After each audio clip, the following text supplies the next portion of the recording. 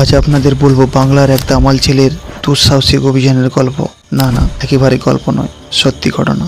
দিনটা ছিল 2023 সালের 4 জানুয়ারি।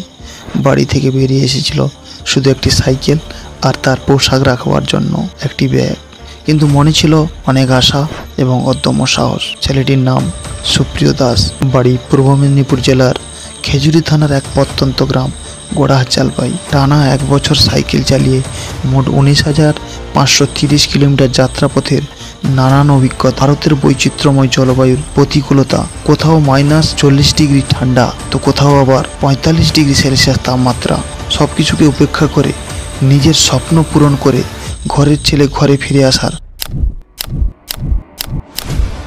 আমি মাধব আবারও চলে এসেছি আপনাদের সঙ্গে আড্ডা দিতে জানা অজানা ইউটিউব চ্যানেলের মাধ্যমে। বর্তমান প্রজন্মের বেশিরভাগ ছেলেমেয়ে যেখানে মোবাইল গেমিং, ফেসবুক, ইনস্টাগ্রামে ঘন্টার পর ঘন্টা সময় কাটিয়ে দেয়, সেই তরুণ প্রজন্মের চোখে আঙুল দিয়ে দেখিয়ে দিয়েছিল মেদিনীপুরের অজানা অচেনা ছেলেটা। পৃথিবীর সবথেকে উঁচু রাস্তা খারদুংলা পাস, যার উচ্চতা 18,000 ফুট, যেখানকার তাপমাত্রা -30 ডিগ্রি সেলসিয়াস, সেইখানে সাইকেল চালিয়ে পৌঁছে প্রমাণ করেছে বিভূতিভূষণ বন্দ্যোপাধ্যায়ের চাঁদের পাহাড় উপন্যাসের শঙ্কর আজও বর্তমান প্রজন্মের মধ্যে বিরাজমান। যদি বাঙালি হয়ে সুপ্রিয়র জন্য গর্ববোধ করেন, তাহলে ভিডিওটিকে শেয়ার করে সবার কাছে পৌঁছে দিন সুপ্রিয়র এই অজানা সাফল্যের কাহিনী। আর 5টা সাধারণ বাবা মায়ের মতো সুপ্রিয়র বাবা মাও ছেলেকে আগলে রাখতে চেয়েছিল, চোখের আড়াল হতে দিত না। তাই তো তাকে ছোটোবেলায় স্কুল ট্যুরে যেতে দেয়নি।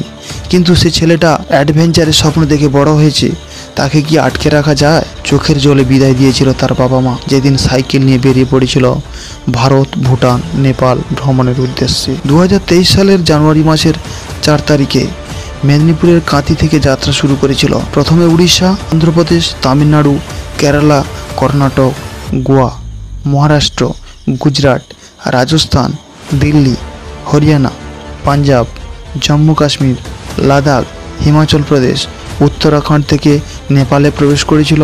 তারপরে উত্তরপ্রদেশে প্রবেশ করে মধ্যপ্রদেশ, তেলেঙ্গানা, ছত্তিশগড়, ঝাড়খণ্ড, বিহার, পশ্চিমবঙ্গ, আসাম, অরুণাচল প্রদেশ, নাগাল্যান্ড, মিজোরাম, ত্রিপুরা, মেঘালয়। পুরো 1 বছর সাইকেল চালিয়ে 5ই জানুয়ারি 2024 সালে বাড়ি ফিরে এসেছিল।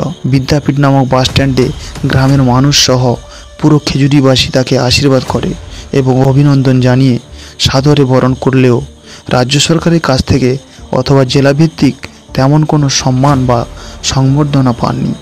বিভিন্ন রাজ্যে সংবাদপত্রের শিরোনামে জায়গা করে নিলেও নিজের রাজ্যে কোনো খবরের কাগজ বা সংবাদ সংস্থায় তার এই নজিরবিহীন কৃতিত্বকে সাধারণের কাছে তুলে ধরেনি। তাই আমার এই ছোট্ট ইউটিউব চ্যানেল জানা অজানা পক্ষ থেকে একটি ছোট্ট প্রয়াস এবং স্যালুট জানাই তার এই দুঃসাহসিক অভিযানের জন্য।